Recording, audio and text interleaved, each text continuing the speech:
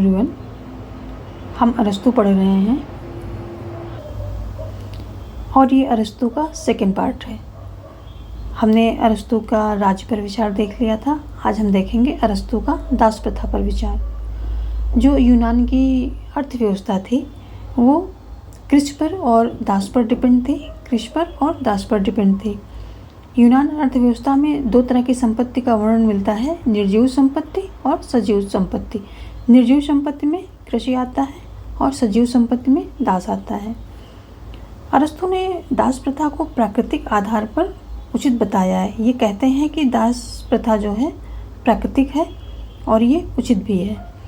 और इन्होंने कृत्रिम दास का भी वर्णन किया है। दास दो प्रकार के होते हैं। कृत्रिम और प्राकृतिक।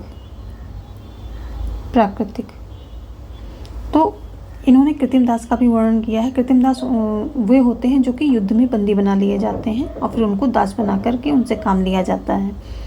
प्राकृतिक दास के में उन्होंने बताया है कि दासों को घरेलू काम में इस्तेमाल करना चाहिए, यानी घरेलू काम उनसे करवाने चाहिए, घरेलू कार्य करवाने चाहिए और दासों के साथ मानवता का व्यवहार किया जाना चाहिए। दास प्रथा स्वामी एवं दास दोनों के हित में है। ऐसा अरस्तु कहते हैं कि ये दोनों के हित में है, क्योंकि स्वामी जो है उसको टाइम मिलेगा। जब दास दूसरे काम कर लेगा तो स्वामी को प्रोडक्टिव वर्क करने में, जो कि उसका काम है, जिस चीज़ में वो स्पेशलिस्ट है, वो काम अपना करेगा। और दास का क्या फ़ायदा रहेगा? सब स्वामी का टाइम बचेगा, दास दूसरे काम कर लेगा तो। और दास का फ़ायदा तब होगा जबकि स्वामी के साथ वो काम करेगा तो स्वामी की जो इंटेलेक्चुअल पर्सनालिटी है उससे वो बहुत कुछ सीखेगा। दास प्राकृतिक है, ऐसा जो है अरस्तु मानते हैं। जो दासता है वो प्राकृतिक है और दासता नैतिक भी बताते हैं ये। जहाँ प्लेटो ने दास प्रथा को मौन होकर समर्थन किया है, वहीं अरस्तु पहले ऐसे राजनीतिक विचारक हैं जिन्होंने दास व्यवस्था पर खुलकर समर्थन किया है और इन्होंने इसको प्राकृतिक आधार पर उचित बताया है। अरस्तु दास प्रथा को उचित ठहराते हुए कई तर्क देते हैं, जैसे कि दास प्रथा, वो कहते हैं कि दास प्रथा प्राकृतिक है। कुछ लोग वो कहते हैं, अरस्तु कह रहे हैं कि कुछ लोग जन्म से ही बुद्धिमान एवं समझदार होते हैं और स्वामी या राजा बनने के लिए जन्म लेते हैं, लेकिन कुछ लोग जन्म से ही मूर्ख होते हैं जो दास बनने के लिए जन्म लेते हैं। अरस्तु कहते हैं कि कुछ लोग उनमें से जो होते हैं परिस्थितियों के अनुसार उनकी परिस्थितियाँ अच्छी नहीं होती हैं, इसलिए वो दास की कैटेगरी में आते हैं। लेकिन जैसे ही फेवरेबल परिस्थितियाँ आती हैं, जैसे ही उनको थोड़ा सा मौका मिलता है, वो तुरंत राजा बन जाते हैं या तुरंत वो दास कैटेगरी से निकल जाते हैं। और कुछ लोग होते ही मूर्ख हैं, जो कि उनको चाहे जितनी भी फेवरेबल कंडीशन मिल जाए, वो स्वामी बनने के लायक नहीं होते हैं, वो दास ही बनने के लिए पैदा ही होते हैं, यानी कि वो मूर्ख होते हैं, ऐसा कहते हैं। अरस्तु कहते हैं कि जो दास प्रथा है ये स्वामी एवं दास दोनों के हित में है। स्वामी के हित में इसलिए है क्योंकि अवकाश के समय स्वामी अपने कार्य को उत्कृष्ट करने में लगाएगा, जबकि दास के लिए इसलिए उपयुक्त है कि स्वामी के साथ रहते रहते उसके अंदर भी बुद्धि का विकास हो जाएगा। इसलिए ये दोनों के लिए ही हितकर बताते हैं क्या दास प्रथा। आगे कहते हैं अरस्तु दासता नैतिक है क्योंकि कुछ लोग दूसरे की संगत में ही सीखते हैं, वे दूसरों के निर्देशों एवं आज्ञा पर ही कार्य करते हैं। इस प्रकार दास प्रथा स्वयं दास के नैतिक विकास के लिए आवश्यक है। तो कुछ लोग जो है किसी की संगत में ही सीखते हैं, इसलिए दासता जो है नैतिक बताया अरस्तु ने। दासता सामाजिक, आगे अरस्तु बता रहे हैं कि दासता सामाजिक भी है, क्योंकि यदि स्वामी एवं दास अपने अपने कर्तव्यों का पालन करेंगे तो सामाजिक हितों की सिद्धि स्वतः हो जाएगी। ऐसा ये कहते हैं कि दासता सामाजिक भी है, इसलिए कह रहे हैं। अब हम अरस्तु का न्याय पर विचार देखेंगे। अरस्तु कहता है कि न्याय सदाचार का पर्याय है। न्याय सदाचार सदाचार का पर्याय है। ये कहते हैं कि न्याय सदाचार का पर्याय है, लेकिन पूर्ण न्यायी एवं सदाचारी व्यक्ति मिलना संभव नहीं है, इसलिए प्लेटो ने विशेष न्याय की बात की है। इन्होंने विशेष न्याय की बात की है और विशेष न्याय के अंतर्गत वितरणात्मक और सुधारात्मक दो प्रकार के न्याय की इन्होंने चर्चा की है। अरस्तु का मानना है कि प्रत्येक व्यक्ति को उसका उचित भाग मिल जाना ही न्याय है। ये इनका कथन भी है। अरस्तु का कथन है कि प्रत्येक व्यक्ति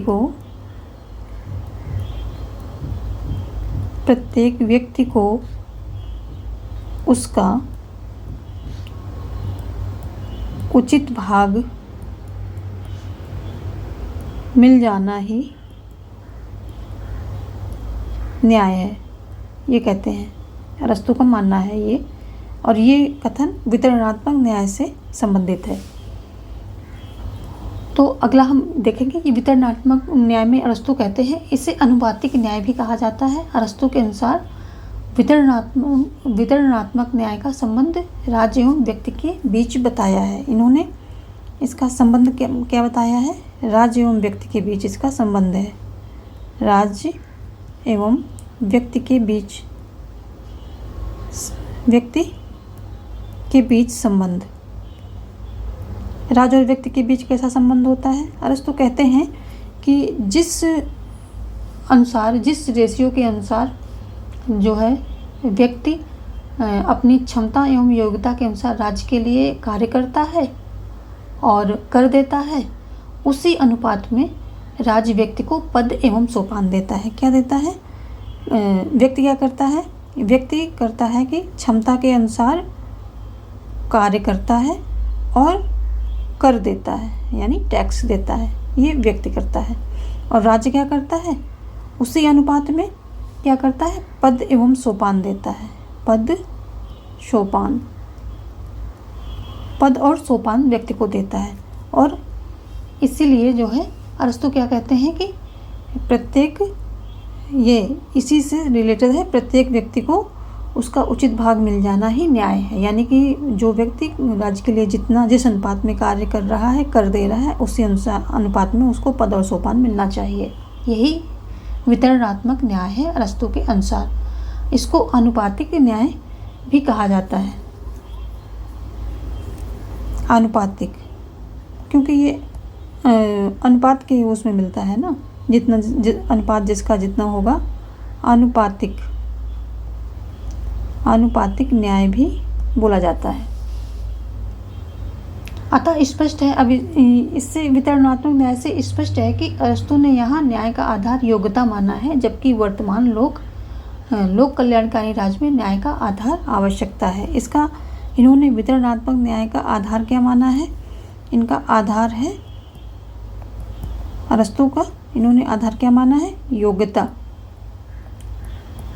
योग्यता। ये वितरणात्मक न्याय, यानी कि जो व्यक्ति जितना योग्य होगा, उसी योग्यता के अनुसार उसको न्याय मिलेगा। लेकिन जो आज का लोक कल्याणकारी राज्य है, लोक कल्याणकारी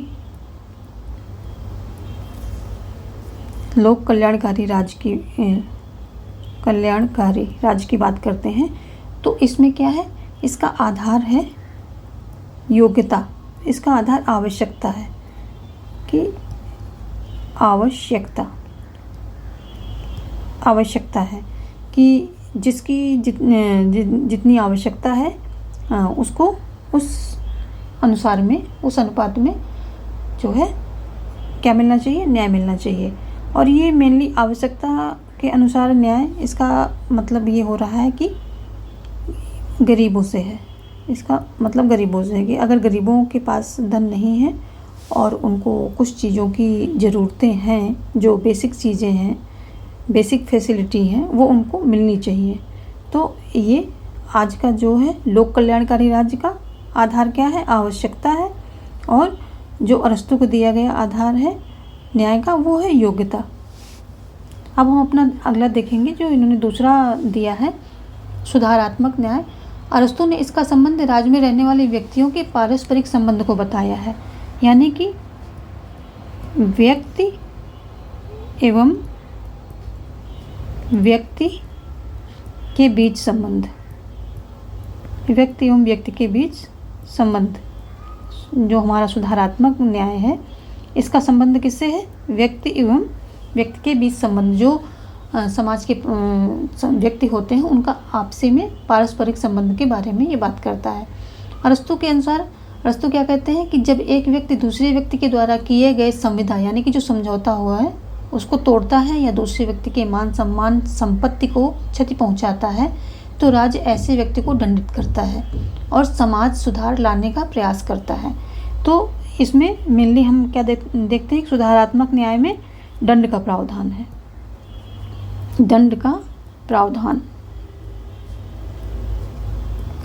अगर व्यक्ति लॉ और ऑर्डर को फॉलो नहीं करता है, किसी दूसरे व्यक्ति को क्षति पहुंचाता है, उसके मान सम्मान संपत्ति को क्षति पहुंचाता है, किसी समझौते संविदा को तोड़ता है, तो उसे राज्य दंड देगा वो उसको सुधारने के लिए।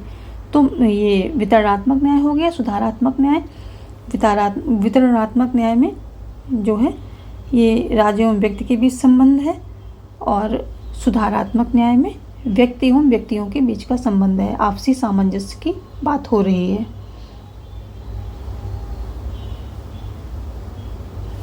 अगला है प्लेटो एवं अरस्तु के न्याय सिद्धांत में अंतर। जो हमारे प्लेटो महोदय थे उन्होंने भी न्याय सिद्धांत दिया था और अरस्तु ने भी न्याय सिद्धांत दिया है, तो दोनों में क्या अंतर है हम वो देख लेते हैं। प्लेटो का सिद्धांत कैसा है? पहला अंतर अगर हम देखते हैं तो स्वकर्तव्य मूलक है। क्या है? स्वकर्तव्य मूलक, स्वकर्तव्य मूलक है। और जबकि अगर हम अरस्तु की बात करते हैं, अरस्तु, तो इनका जो है इनका न्याय सिद्धांत किस पर आधारित है? अधिकार मूलक है। इनका अधिकार मूलक है, अधिकार मूलक, क्योंकि ये कहते हैं कि व्यक्ति को उसका उचित भाग मिल जाना ही न्याय है। और ये कहते हैं कि प्रत्येक व्यक्ति अपने अपने कार्यों को करते हुए आपस में सामंजस्य बनाए रखे, वही न्याय है। यानी कि प्रत्येक व्यक्ति अपना अपना कर्तव्य करते रहें। तो इनका हो गया कर्तव्य मूलक, इनका हो गया आधार मूलक। दूसरा जो एक बड़ा डिफरेंस दिखता है, प्लेटो का न्याय सिद्धांत विशुद्ध न्याय सिद्धांत है। इनका क्या है? विशुद्ध न्याय सिद्धांत है।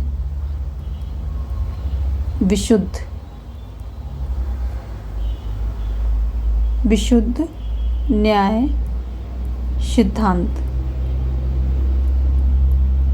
विशुद्ध न्याय सिद्धांत है। जबकि अरस्तु का न्याय सिद्धांत कानूनी होते हुए भी नैतिक है। इनका क्या है? कानूनी होते हुए भी नैतिक है। कानूनी होते हुए भी नैतिक है।